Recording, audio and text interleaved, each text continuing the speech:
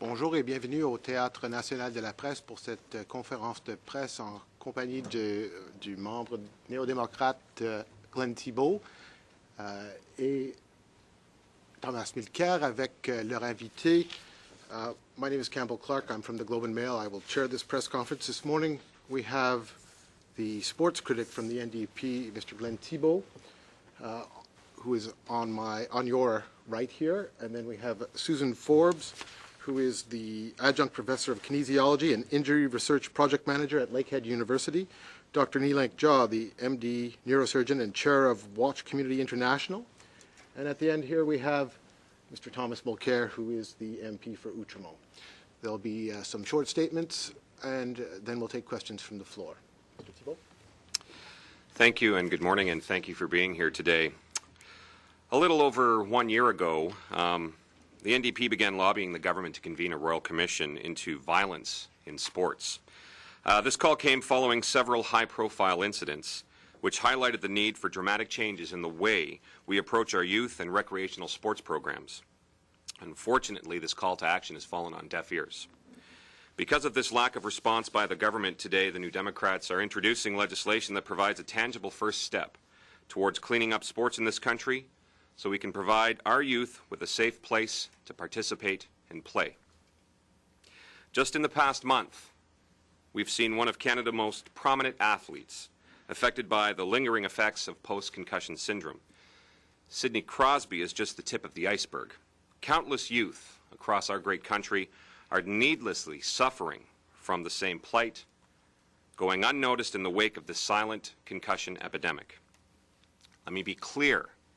This is not just a hockey issue. Rather, it affects all sports, even non-contact sports such as soccer and even volleyball.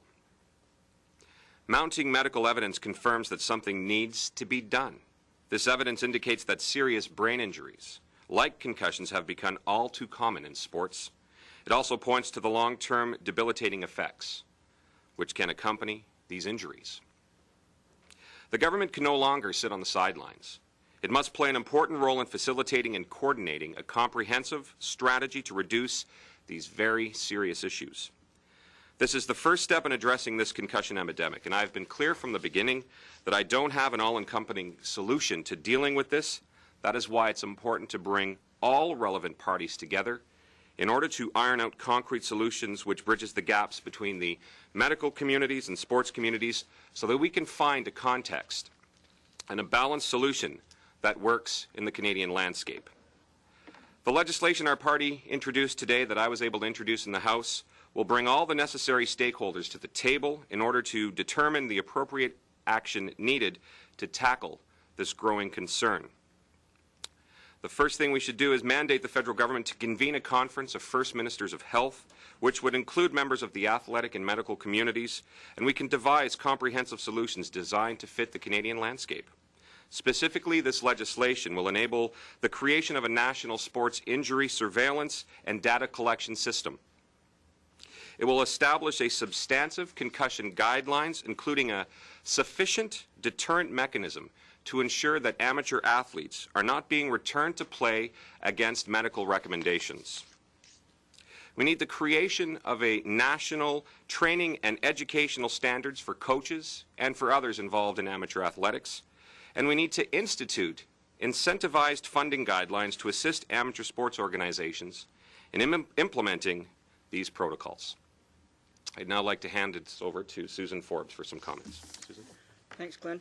I'm here today on behalf of my colleagues at Lakehead University and our research partners at Sunnybrook's RBC First Office Injury Prevention to support the initiative and ask all members of the federal government to step up to the plate and help us to understand sport injuries and their implications through better and more comprehensive injury surveillance, as Glenn has alluded to, by both expanding existing membership mechanisms and partnerships as well as potentially developing new ones. We currently have several groups involved in doing injury research throughout the country, and many of them have a sub-focus on sports injuries. We also have some groups that are very specifically focusing on sport injuries. But what we need to do is work together, and having a national conference, especially a royal commission to that end, will help us in terms of working collaboratively to reduce and potentially eliminate injuries in sport. I'd also like to ask the federal government to help us raise awareness of the seriousness of sports injuries. Mr. Thibeault's editorial piece coming out in the Hills Time is a good start, as well as the recent introduction of the private members bill. It's raising awareness and shedding light on the serious crisis we are facing with youth in terms of sport and physical activity. And if we elevate sport injuries to a distinct category such as traffic and suicide through a national sport-focused safety policy, along with the related infrastructure for coordination, implementation, and support, we can collectively work to address these issues. Thirdly, we'd like to ask the federal government's help towards solutions and best practices by bringing communities of researchers as well as other stakeholders such as parents, coaches, and officials together to address the issues of sport injuries. And finally, I call upon the federal government and all associated parties to help us shift our thinking from prevention to promotion of safety and safe sports and physical activity. Now, you might think that's semantics, but really what prevention involves is the implementation of specific intervention such as educational programs.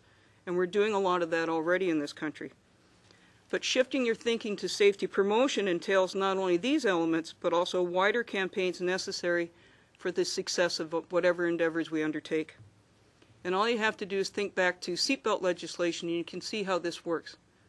The intervention was the seatbelt legislation, but the changes came as a result of awareness campaigns, and we know what the results of those have been. Okay? Thank you. Is it Dr. Jean or? Dr. Jean. First, I'd like to thank Dr. Jack Layton for providing me the opportunity to be part of this initiative. As you may know, I have the privilege of being the founder and chairman of a charity for children in Toronto. A lot of our programs are related to sports, and therefore this issue is quite personal to me. In my capacity as a neurosurgeon, what is it that makes concussions so medically challenging? For example, if one sustains a wrist fracture, we can do an X-ray, identify that fracture, and treat it effectively. However, in the case of concussions, there is no CAT scan, no MRI, no laboratory test that in most cases can definitively diagnose a concussion. Furthermore, we do not have effective treatment for concussions at this time. In addition to that, there are short-term and long-term adverse effects to concussions. When we look at the literature related to boxers, the NFL, we can see in the long term with multiple concussions, there is a risk of developing an Alzheimer's type syndrome. When we review the emergency room data available to us in our own country, right across the entire country, we can see that there are a significant number of children, youth, and young adults that are being affected by concussions. This is a national issue. It calls for a Royal Commission. When we look back at previous Royal Commissions, for example in 1993-94, there was a Royal Commission on Reproductive Technologies. My thought is that if we could have a Royal Commission on Reproductive Technologies, the birthing of children, would it not make sense to follow up and have a Royal Commission to protect those very same children? And that would be the purpose of this Royal Commission. When we speak to our friends on the right and on the left, critical issues arise that are quite valid. One is a Royal Commission for the purposes of head and spine injuries a fiscally responsible decision on the government's part? The second question that arises is, are we here as a government to govern sports? Are we here to legislate? Let me address both these questions. First of all, the issue with respect to education and legislating sports. We are not here to legislate sports. We're here to educate and create awareness. If there's a child playing hockey in Moose Jaw, Saskatchewan, and he sustains a concussion, suddenly you have parents in the stands, coaches, referees who identify this and take the appropriate management. That's the type of education and awareness we need to create at the grassroots level. From a fiscal perspective, does it make economic sense? Absolutely. If we look at the costs associated with emergency room visits for concussions, imaging studies, laboratory studies, specialist visits, lost time, if we do a cost-benefit analysis, a cost-effective or utility analysis, then investing funds for the federal government in primary prevention would make tremendous sense. In the long term, we would actually come out ahead. That being said, we cannot put a price tag on our children as our national treasure. Finally, who would be part of this Royal Commission?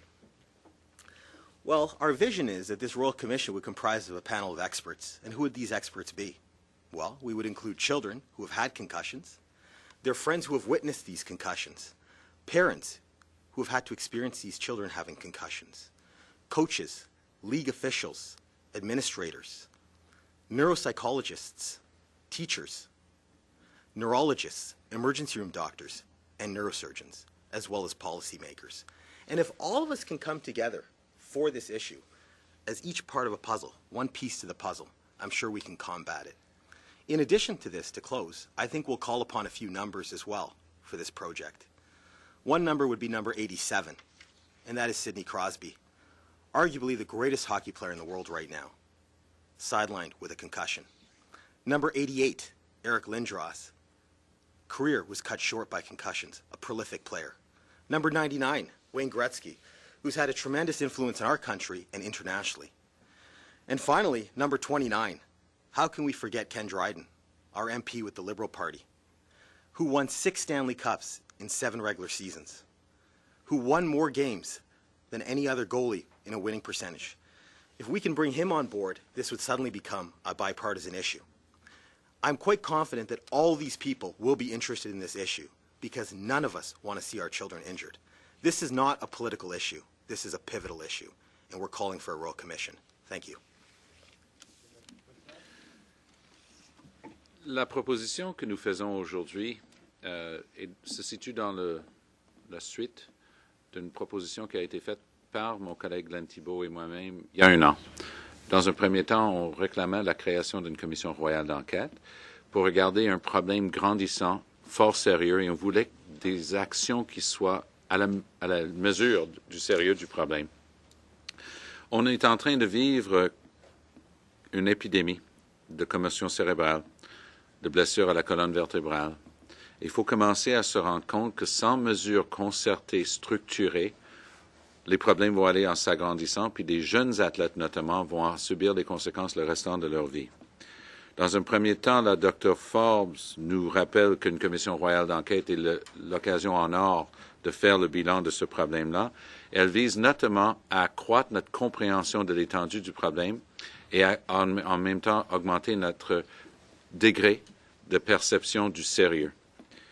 Par ailleurs, le Dr Jean nous rappelle qu'il ne s'agit pas pour nous d'essayer, comme élus, de prendre la place des gens qui sont là pour gouverner les sports respectifs. Il veut, à l'instar de Dr Forbes, informer, éduquer et créer une compréhension de l'importance de l'enjeu. Pour nous, au Nouveau Parti démocratique, la chose la plus importante de la conférence d'aujourd'hui et du travail qu'on effectue depuis 1 an, c'est d'essayer de se rendre compte que sans une approche structurée qui vise tantôt les entraîneurs, tantôt les parents, tantôt les gens qui sont responsables des sports pour mettre en place des règles communes qui vont protéger les athlètes, surtout les jeunes athlètes, mais le problème va aller en s'agrandissant, d'où l'importance d'agir rapidement. All right, we'll go now to a period of questions from reporters here in the room, and we'll start with Laura Payton from QMI. Why do we need a Royal Commission? Don't we know what the problem is, and isn't this up to the leagues to deal with more than anyone else? Me? Sure, I'll do this one. No disrespect to the sports organizations throughout Canada who are doing an admirable job, but I think one thing that we often lose sight of is the fact that most people administrating sport in this country are volunteers. In fact, 90 to 95% of our sports administrators are parents, family members who come to the sport because their kids are involved. And they have limited skill set for what they're doing. And if we actually felt that they were doing an admirable job, we wouldn't be seeing the issues that we're seeing. Plus, we tend to work in silo. So every sports organization's got their own initiatives, if they have anything. Others actually sometimes refuse to even talk about the possibility that